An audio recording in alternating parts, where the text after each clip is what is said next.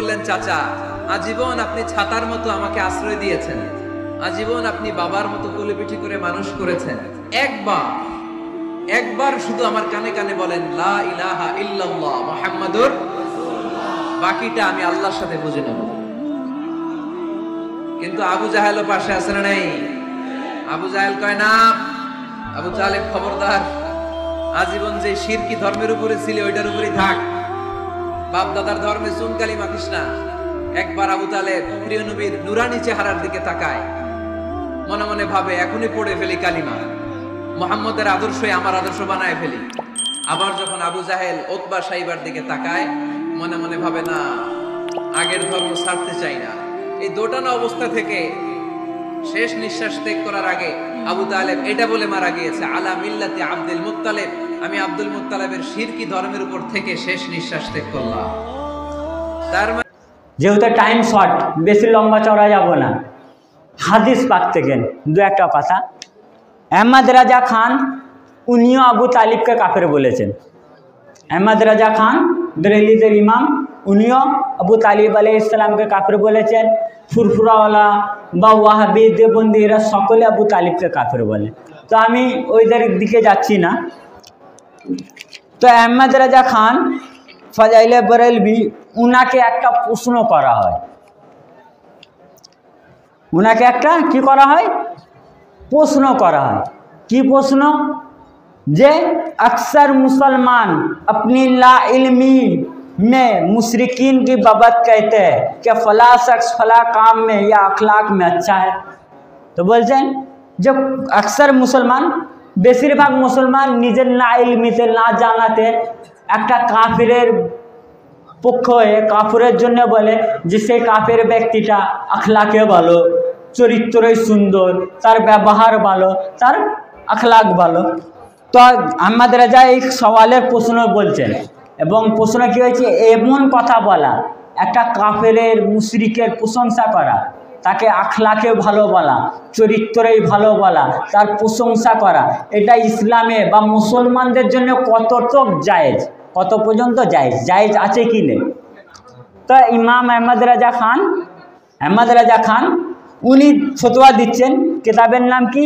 আহকামে শরিয়ত, খণ্ড নম্বর 2, পৃষ্ঠা নম্বর 229 মধ্যে উনি ফতোয়া দিচ্ছেন, জবাব अखलाक में अच्छा कहना गुनाह है, अखलाक में अच्छा कहना गुनाह है। অর্থাৎ যদি কোনো কাফেরের জন্য আমরা এটা বলি যে ওই কাফেরটা চরিত্রই ভালো, তাহলে এই কথা বলা গুনাহ, এই কথা বলা গুনাহ। ফতোয়াটা মনে রাখবেন, কাফেরের প্রশংসা করা গুনাহ, এই কথাটা শুধু মনে রাখবেন। কিতাবের নাম আহকামে শরিয়ত, খণ্ড নম্বর 2, পৃষ্ঠা নম্বর 229 মধ্যে। তো আসুন উনারই আর একটা কিতাব, আহমদ রাজা খান ফাজাইলে বরেলভি আলা হযরতের আরেকটি কিতাব আল আমন ওয়াল উলা, আল আমন ওয়াল উলা, পৃষ্ঠা নম্বর 101 মধ্যে, পৃষ্ঠা নম্বর 101 মধ্যে আল আমন ওয়াল উলার মধ্যে উনি লিখছেন, উনার আরেকটা কিতাব, যে উনি লিখছেন যে একদিন রসুল পাক সাল্লাল্লাহু আলাইহি ওয়াসাল্লামের কাছে এক আরবি, এবং এই হাদিসটা আরও অনেক কিতাবের মধ্যে আছে, কিতাবের রেফারেন্সটা একটু পরে দিয়ে দেবো, যে একদিন এক আরবি রসুল পাক সাল্লাল্লাহু আলাইহি ওয়াসাল্লামের কাছে আসলেন। কখন? যখন মদিনা শরীফে বৃষ্টি হচ্ছিল না, শুকনো পড়ে গেছে, শুকা পড়ে গেছে, কোনো বৃষ্টির দেখা নেই, ফসল উঠছে না, একদম পুরো শুকনো মরুভূমি হয়ে গেছে, পানির কোনো নামো নিশান নেই, এমন অবস্থা, কাহাত এসে গেছে। তখন রসুল পাক সাল্লাল্লাহু আলাইহি ওয়াসাল্লামের কাছে বললেন ওই আরবিরা এসে, ওয়ালাইসা লানা ইল্লা ইলাইকা ফিরারুনা ওয়া আইনা ফিরারুল খালকে ইলা रसूल, कि आपके सिवा हमारा कौन है जिसके पास हम मुसीबत के वक्त भाग जाते हैं। जब সেই আরবিটা এসে বলল, ইয়া রাসূলুল্লাহ, আপনি ছাড়া আমাদের কে আছে যে আমরা মুসিবতে অন্য জায়গায় যাব? যখনই মুসিবত পড়ে ইয়া রাসূলুল্লাহ আমরা আপনার কাছে ছুটে আসি।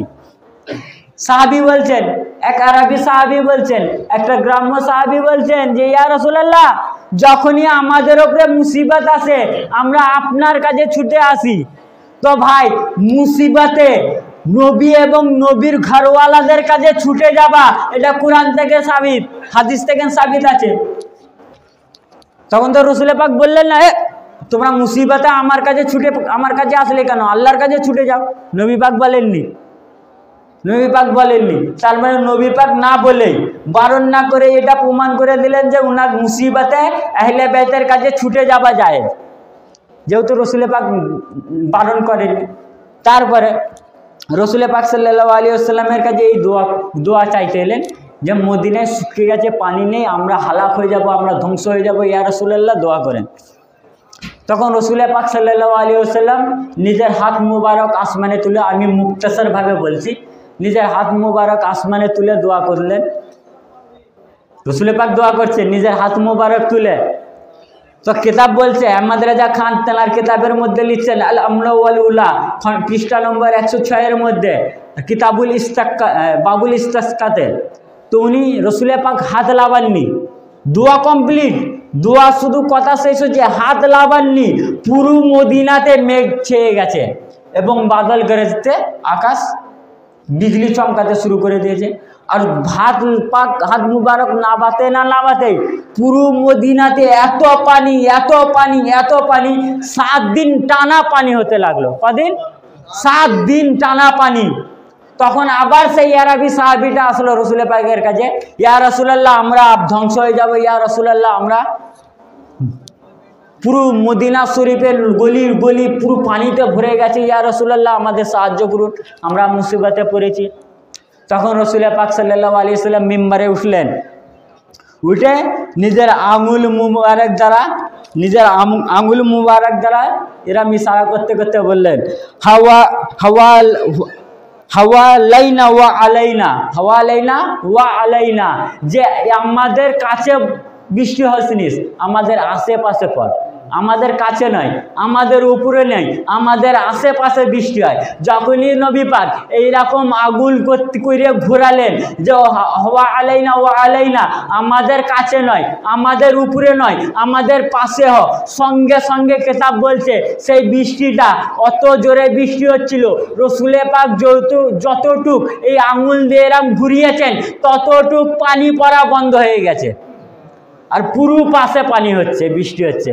যারা বলে আমার নবী কিছু করতে পারে না, নবীর ক্ষমতা দেখুন, নবীটা দূরের কথা, নবীর একটা আঙুলের ক্ষমতা দেখুন, যেইখানে আঙুল ঘুরিয়েছেন সেইখানে বৃষ্টি বন্ধ, তার আশেপাশে বৃষ্টি হচ্ছে। তারপরে যখন এই কথাটা, এই মুজিজা রসুল পাক দেখালেন, দেখার পর রসুল পাক মুচকি হেসে ফেললেন, এমন হাসলেন যে রসুল পাকের দাঁত মুবারক দেখা গেল। সাহাবী বলছেন, হযরতে আনাস ইবনে মালিক রাবি, তিনি বলছেন রসুল পাকের দাঁত মুবারক দেখা গেল, উনি হেসে ফেললেন। হেসে ফেলার সাথে সাথেই রসুল পাক একটা কথা বললেন, কি লিল্লাহি দারু আবি তালিব লাউ কানা হাইয়ান কাররাত আইনাহু মান ইউনসিদনা। রসুল পাক বললেন, এই মুজিজা দেখাবার পর, এই কারিশমা দেখাবার পর, এই মুজিজা দেখাবার পর রসুল পাক বলছেন, লিল্লাহি দারু আবি তালিব, আবু তালিবের জন্য খুবই হোক, আল্লাহর জন্য খুবই হোক, আবু তালিবের জন্য নেকি হোক, যে আজ আবু তালিব জিন্দা হতো তাহলে আবু তালিবের চোখ মুবারক ঠান্ডা হয়ে যেত। আবু তালিব আলাইহিস সালামের চোখ মুবারক ঠান্ডা হয়ে গেছে। রসুল পাক বলছেন, লিল্লাহি দারু আবি তালিব লাউ কানা হাইয়ান ওয়া কাররাত আইনাহু, যে আজ যদি আবু তালিব জিন্দা হতো তাহলে আবু তালিবের চোখ মুবারক ঠান্ডা হয়ে যেত। আচ্ছা ভাই, একটা প্রশ্ন, মুজিজা দেখে কার চোখ ঠান্ডা হয়? হুজুর পাকের কারামাত পাক শুনে বা হুজুর পাকের কারামাত দেখে কার চোখ ঠান্ডা হয়? মুমিনের, উনার মুরিদ দোঙ্গানদের, যারা ভালোবাসে হুজুর পাককে, তানাদের মওলা পাকের কারামাত পাক শুনছিলেন, শুনে আপনাদের অন্তর শান্তি হয়ে গিয়েছিল, আপনাদের প্রিয় মুর্শিদ। তো রসুল পাক ঠিক সেরকম বলছেন যে আজ যদি আবু তালিব জিন্দা হতো তাহলে আবু তালিবের চোখ মুবারক ঠান্ডা হয়ে যেত। আচ্ছা ভাই, এই একই মুজিজা নবী পাক চাঁদকে 2 টুকরো করলেন, হাতে কাকরকে কলমা পড়ালেন, তখন আবু জেহেল কি বলল? যে মোহাম্মদ সাল্লাল্লাহু আলাইহি ওয়াসাল্লাম জাদুঘর। আবু জেহেল বলল রসুল পাককে জাদুঘর, আর রসুল পাক বলছেন আজ আবু তালিব জিন্দা হলে চোখ ঠান্ডা হয়ে যেত। আমি বুঝতে পারি না ভাই এ কেমন কাফের, আস্তাগফিরুল্লাহ, এ কেমন কাফের যে নবী মুজিজা দেখাবে তার চোখ ঠান্ডা হবে। তো এইখানে কি হলো আমার বোঝাবার মেন কথা। তারপরে উনি বললেন কি আছো যে আবু তালিবের সেই ছন্দটা পড়বে, কে আছো যে শোনাও। তখন মৌলা আলী আলাইহিস সালাম দাঁড়ালেন, দাঁড়িয়ে বললেন ইয়া রাসূলুল্লাহ আপনি কি আবু তালিবের এই ছন্দটা শুনতে চান? কোনটা? ওয়া বিয়াদু ইস্তাসকাল গামাম বিওয়াজহি, যে হে সুন্দর চেহারাওয়ালা বালক আবু তালিব আলাইহিস সালাম রসুল পাকের শান পাকে কবিতা লিখেছিলেন। যখনই মৌলা আলী দাঁড়িয়ে কথা বললেন তখনই রসুল পাক বললেন আল্লাহ রসুল পাক সাল্লাল্লাহু আলাইহি সাল্লাম তখনই বললেন আল জালিকা, হ্যাঁ হ্যাঁ নিশ্চয় নিশ্চয় আমি এই কথাটাই শুনতে চেয়েছিলাম আবু তালিবে। তারপরে আহমদ রাজা খান ওনার আর একটা কেতাবেই লিখেছেন যে রসুল পাক সব থেকে বেশি কোনো ছন্দ কোনো কবিতাকে পছন্দ করতেন, তো এই কবিতা, যেই কবিতাটা আবু তালিব লিখেছিলেন, আবু তালিবের লেখা কবিতা রসুল পাক সব থেকে বেশি পছন্দ করতেন। তো এর আগের ফতোয়াটা কি শুনিয়েছিলাম ভাই? ফতোয়াটা মনে আছে? ফতোয়াটা কি? কাফেরের প্রশংসা করা গুনার কাজ, মুশরিকের প্রশংসা করা গুনাহ কাজ। আর রসুল পাক সুম্মা মাজাল্লাহ আস্তাগফিরুল্লাহ, রসুল পাক ওইখানে মুজিজা দেখিয়ে কি বললেন যে আবু তালিবের জন্য খুবই হোক, যদি আবু তালিব জীবিত থাকতো তাহলে চোখটা ঠান্ডা হয়ে যেত। তার মানে কি রসুল পাক আবু তালিবের প্রশংসা করলেন, রসুল পাক আবু তালিবের প্রশংসা করলেন। আচ্ছা ভাই যদি তাদের দুটো ফতোয়া, একটা ফতোয়া হচ্ছে আবু তালিব কাফের, আর একটা ফতোয়া হচ্ছে কাফেরের প্রশংসা করা গুনাহ, আবু তালিব যদি কাফের হন তাহলে রসুল পাক প্রশংসা করেছেন, তাহলে তার ফতোয়া অনুযায়ী রসুল পাক গুনাহগার, আস্তাগফিরুল্লাহ সুম্মা মাজাল্লাহ, তাহলে রসুল পাক গুনাহগার হয়ে যাবেন।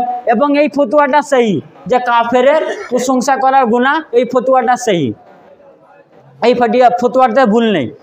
কাফেরের প্রশংসা করা গুনাহ এই ফতোয়াটা সহি। তাহলে কোন ফতোয়াটাকে ভুল? আবু তালিব আলাইহিস সালাম কাফের, এই ফতোয়াটা ভুল।